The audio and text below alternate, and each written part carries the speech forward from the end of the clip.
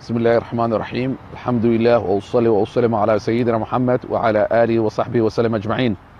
رمضان كريم إلهي سبحانه وتعالى يا مهد له نوافجيي إنان صنه بش رمضان إبركيسن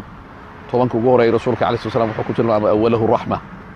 وطبانك إلهي سبحانه وتعالى وأن حريصنا أيه قف كستا الصائم هل كانوا حاربا إنان إذنك حسوسيه فرصة oo qofka ducadiisa lagu aqbalayo laakiin waxa duu sameeyo saddex talaabo bisha ramadaan oo bil barakaysan ah oo waqtigan ilaahay uu noo naxariisanayo haddaad sii samayso ducadaada aqbalaadeedu way ka sii dhowdahay bilaha kale xadiis waay rasuulka calaih salam laga soo wariyey qofkii dukada laba rakaco oo qiyaamu leyl ah salaada subaxa ka hor oo markii labada rakaco uu dhameeyo gacmaha uu kor u taago oo uu akhriyo 6 duco 6 duco waa ka kooban yihiin ducada koowaad waxa waaye laa ilaaha illa allah wahdahu la sharika lah lahu almulku wa lahu alhamdu yuhyi wa yumiit wa huwa ala kulli shay'in qadir laba inuu dhaw qofka alxamdulilah waa mid labaad saddex allahu akbar afar subhanallah shan لا إله إلا الله لح لا حول ولا قوة إلا بالله العلي العظيم intaasi markuu saa isugu xijiyo oo qofka laba uu weydiisto labadaasi wuu helaya oo uu weydiisto kow ilaahu ii dambi dhaaf dambigiisa dhan waa la dhaafayaa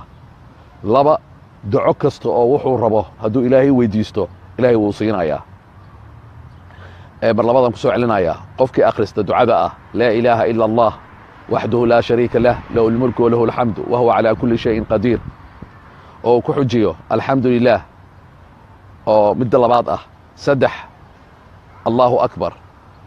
afar subhanallah shan la ilaha illa allah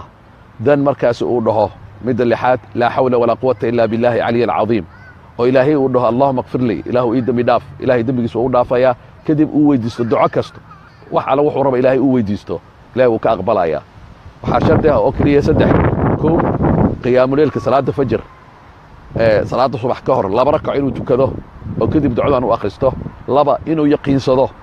oo uu rumaysto ilaahay inuu siinayo wuxuu weydiistay saddex xaraam iyo macsi oo dhan inuu ka ilaaliyo xubnaha jirkiisa oo dhan wasalaamu calaykum waraxmatullaahi wabarakaatuh sheer gareeya qof kasta oo muslim ah oo af soomaali ku hadla oo fahmayo oo saaxiibka ah oo walaalka ah oo famil ah gaarsii si oo qof walba ducadiisa loo aqbalo qofkii leh muraad hadduu xanuunsan yahay ilaahay uu caafiyo qofkii leh muraad haddii ilmo uu raadina ilaahay ilmo uu siiyo qofkii leh muraad hadduu shaqo raadina shaqo xalaal ilaahay uu siiyo qofkii leh muraad ah ilmihiisa oo caasiyaal inuu ilaahay baariyaal ka dhigo qofkii leh xaas qofkii ah ama ninkeeda ilaahay baari inuu ka dhigo ama ninka duya xaaskiisa inuu ilaahay baari ka dhigo uu weydiisto qofkii oo faqri ku jiro